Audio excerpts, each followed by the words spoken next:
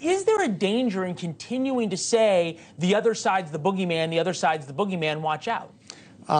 It's dangerous if you don't do something about it.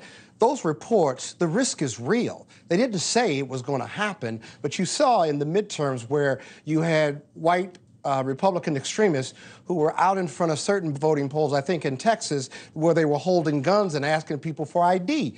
That's not an anecdote. There's this perception by the GOP and the rhetoric of the GOP whereby political violence is not only tolerated, but in some ways, through code language, it's urged by the GOP and candidates and its leadership.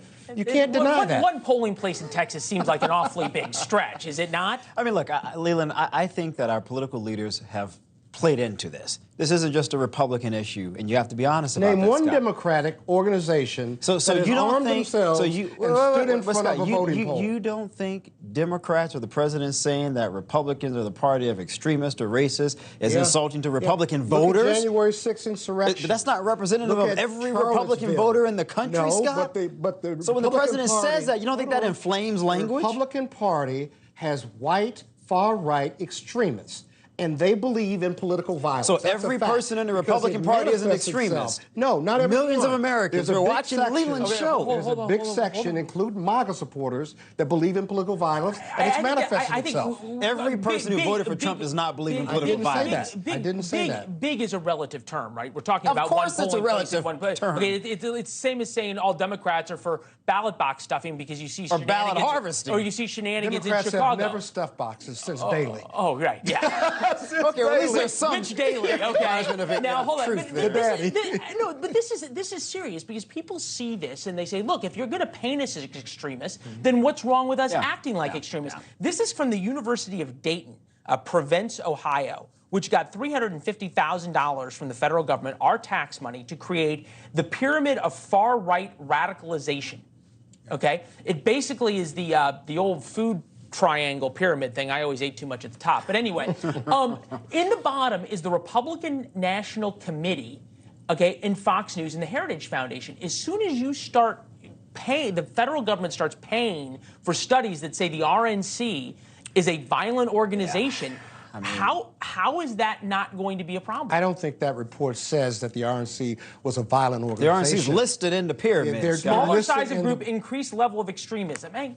Because the RNC has a far right-wing extremist group. They're the loudest. They're not all Republicans. They're not all extremists in the Republican Party, but they are the loudest. And they are the ones that believe in political violence. The MAGA supporters, the Trump supporters, they're pushed by his rhetoric. And it's manifested itself in this country, including on January 6th. We all know there's a reason people are in jail for that. But to continue to say it might be repeated, it might be repeated, it might be repeated, at some point, how is that not responsible for continuing to divide? Because if there's evidence of that, why not?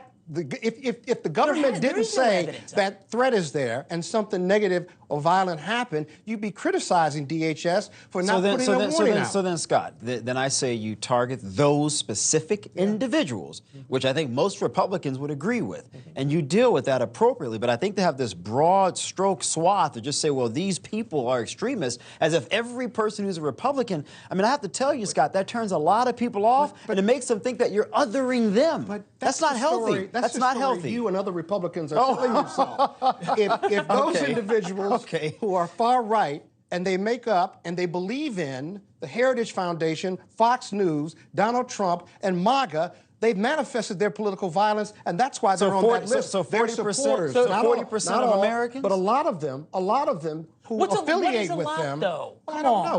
What's the bucket? Quantify it, Scott. Quantify a lot. I tell you what. I'll qualify it by looking at January 6th. I'll qualify it by the mass shooting. We have a country of 350 million who are people. made up of Republicans and who are violent, and who are racist, and commit violent acts against people of color and Jews in this country, as well as gay voters. And those are serious issues. Exactly. But that's not representative of 40% of the Republican Party. You find them with the Heritage Foundation and other conservative groups. The person who shot Steve Scalise was not a Republican. I can point out quite a few individuals who are not Republicans. Come on, Scott. You find them in those organizations. That's a fact. And you also find them in Jane's Revenge.